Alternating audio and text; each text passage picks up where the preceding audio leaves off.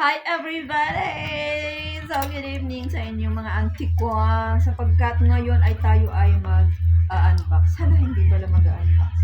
Titingnan lang natin kung ano yung binigay sa akin ni Ate Eds. Ayan, meron siyang pasalubong from Singapore. Ito ay Checkers chocolate tiramisu. Hala, tiramisu. Tapos ito ay tiramisu dark chocolate. Ay, ito palang isa, milk chocolate. Itong isa, dark chocolate.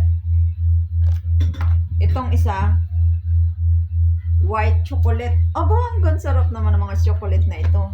Meron pa ditong ito, ang dami. Yung iba kinain na ng anak ko. Ito, coconut flavor candy. Durian. Coconut.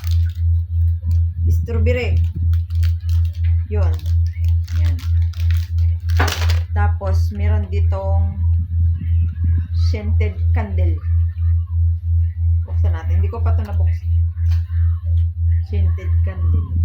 Pwede kaya ito ipabango?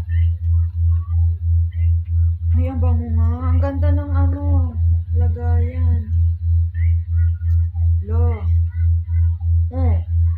Tingnan nyo. Ang ganda. Ang kaamoy nung nung binili kong pwede natin ilagay sa kwarto. Bango! Bango! Thank you, Ate Els. Meron din kasama siyang ang tawag dito? Nili cutter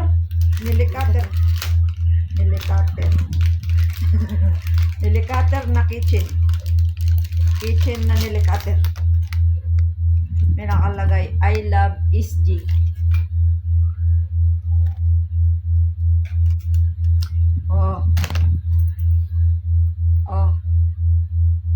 Diba?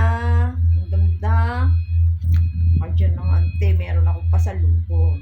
Tingnan na natin kung natalag. Sana hindi masugatan ng si ante mo.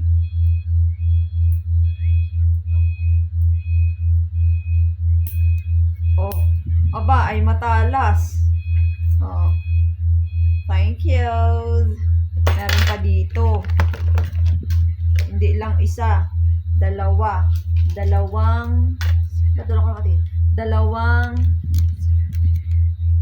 anong ang tawag din salamin with tatak with SG yun.